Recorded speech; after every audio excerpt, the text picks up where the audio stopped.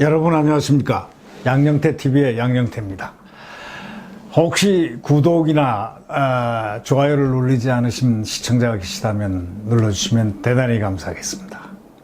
오늘은 윤석열 검찰총장에 대해서 말씀드리겠습니다. 제가 7월 17일 맨 처음 양영태TV를 오픈하는 날 윤석열의 칼끝 권력을 향할 것이라고 그랬습니다. 그건 뭐냐? 권력이 잘못할 경우. 근데 역시 윤석열의 칼끝이 조국을 향할 것이다. 저는 얼마 전부터 그러한 것을 예상을 하고 얘기를 해왔습니다. 윤석열의 칼끝, 지금 전격적으로 아마 수사에 들어갔을 걸로 알고 있고요. 더더욱이 윤석열 총장은 전 정권에서도 굴하지 않은 그런 사람입니다. 법과 원칙에 따라서 수사를 했던 수사 베테랑입니다. 윤석열 총장의 특징은 사람에게 충성을 하지 않는다.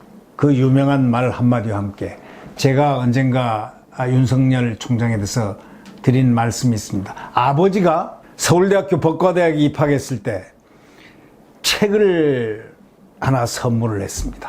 그 선물의 내용이, 그 책의 내용이 자본주의와 시장경제라는 관련된 그런 책이었습니다. 그걸 연세대학교 경제학과 원로 교수, 아주 유명한 그 교수께서, 경제학과 교수께서 왜 아들에게 자본주의와 시장경제에 대한 책을 줬겠습니까? 윤석열 총장은 절대 좌파가 아니라고 제가 말을 했습니다. 그는 대한민국 보수라고 할 수 있는 가장 정확한 대한민국 헌법 수호자입니다. 그렇다면 대한민국 헌법이 다른 것으로 방향을 틀 때는 반드시 윤석열의 칼끝이 그것을 향할 것이라고 저는 믿음을 가졌고 그렇게 되어가고 있으리라고 생각합니다. 윤석열 검찰이 이제 조국 민정수석을 향했습니다. 또 지금 일단 수사 착수에 들어갔겠지만 수사 착수가 아니고 조국 민정수석도 만약에 실정법 위반이라든가 구속 사유가 된다면 구속을 시킬 것으로 저는 확신합니다. 그냥 확신이 아니고 윤석열의 그 신념에서 나온 독특한 그의 언행과 국내 정치 여건, 그리고 무엇보다 민심의 폭풍우가 윤석열로 하여금 정의의 칼끝, 바로 그것을 들고 조국을 향하게 하고 있는 바로 현실에 있습니다. 사람에 충성하지 않는다라는 윤석열의 그 철학적 기반을 우리가 한번 살펴볼 필요가 있습니다. 무엇보다 법과 원칙이라는 법철학적 가치에 그의 철학이 기초하고 있다고 그렇게 보여지고 느껴집니다. 조국 법무부 장관 후보에 대한 청문회가 9월 2일, 3일 양일간에 걸쳐 국회에서 지금 열리기로 되어 있습니다. 청문회로서는 조국의 그 많은 의혹을 내용상으로는 시간상으로 검증하기에 턱없이 부족합니다. 왜? 아니, 이틀 가지고 뭘 검증합니까? 이거는 검찰에서 수사를 하고 조사를 하고 해서 결론을 내야만 되는 바로 그러한 문제인데 이걸 청문 이틀 정치적으로 뚝딱 하고 임명권자가 임명?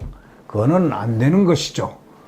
그것은 절대로 지금 이렇게 사안이 엄청나게 크게 국민적인 그런 문제로, 관심 문제로 대두된 지금 이 마당에 지금 조국의 문제는 그대로 갈 것 같지 않습니다. 이 문제는 윤석열 검찰총장이 반드시 풀어내리라고 확신합니다. 과거에 청문회 이틀간이 끝나고 나면 전례가 하나 있지 않습니까? 전자결제도 하는 가능성도 있고 또 대통령께서는 전자결제도 아주 좋아하시지 않습니까? 임명이 전자결제될 가능성도 많다고 봐야지요. 그러나 이 조국 법무부 장관은 지휘체계가 비록 그가 검찰을 지휘하는 법무장관일지라도 그의 혐의점이라든가 죄가, 그의 죄목이 확정시 되어가고 수사상 필요하다면 조국 검찰총장은 소환하고 구속시켜서 구속수사를 할 가능성이 높습니다. 저는 청문회로서는 진실을 규명하거나 이런 조국의 의혹은 아예 규명할 수 없고 풀 수도 없다.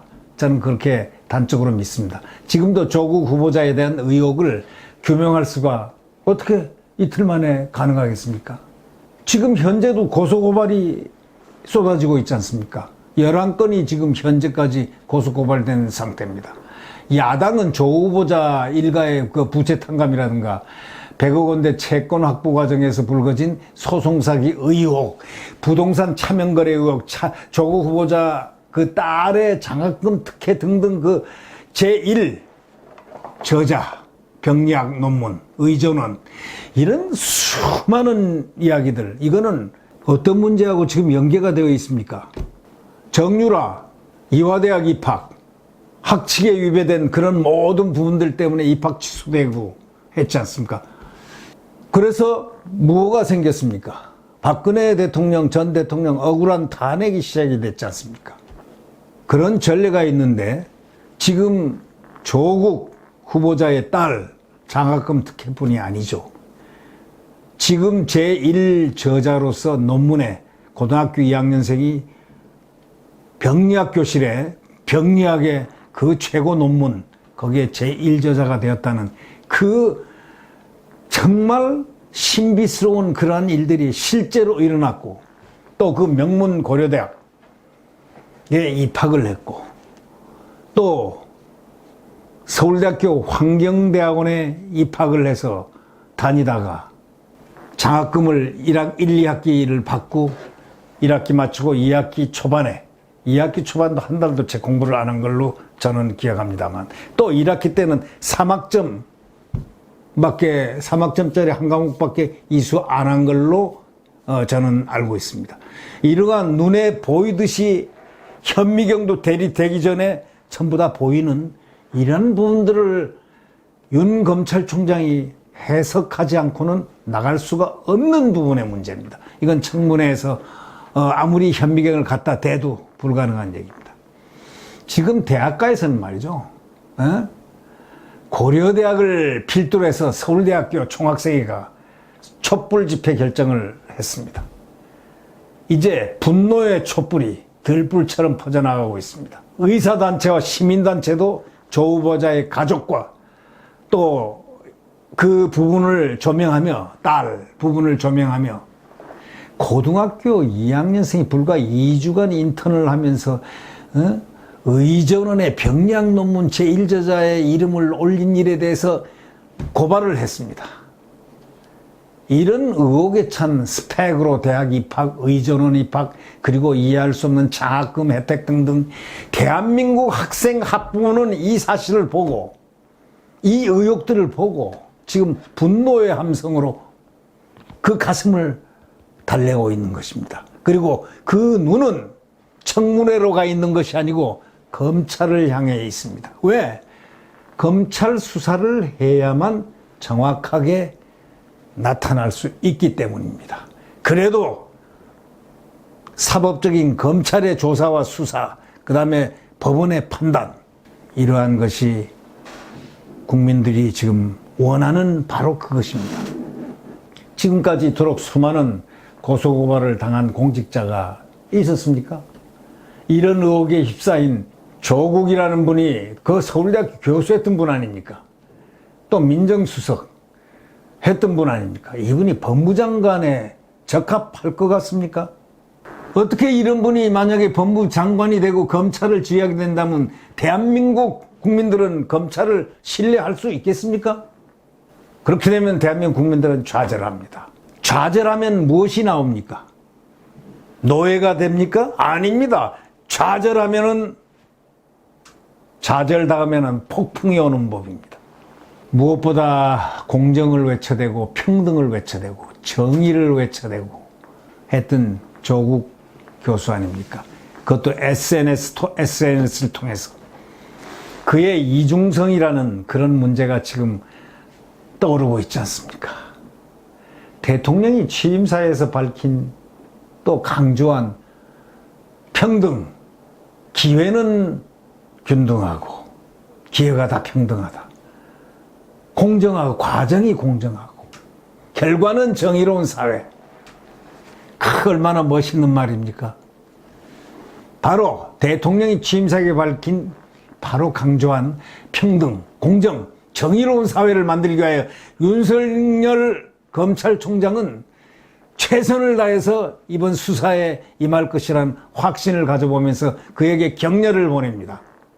조국 후보자를 엄정한 잣대 위해서 과연 그가 정의로웠으며 공정했으며 그래서 정의로운 사회를 가기 위한 법무장관으로서의 자격이 있는지를 그 의혹이 제기된 모든 문제에 대해서 정의롭게 윤석열 총장이 조사, 수사해 주시길 바랍니다. 법과 원칙에 따라서 말입니다. 엄정한 수사로 말입니다. 문 대통령은 윤석열 총장에게 임명장을 주면서 이렇게 얘기했지 않습니까? 살아있는 권력에 대해서 다 살아있는 권력에 대해서도 엄정하게 수사해달라 확실히 그랬잖아요. 공소시효가 지난 사건에 대해서도 한번 살펴보라고 한 대통령입니다. 그랬으니 살아있는 권력에 대해서 엄정하게 수사해달라 했으니 진짜로 엄정하게 수사를 해야 되겠죠.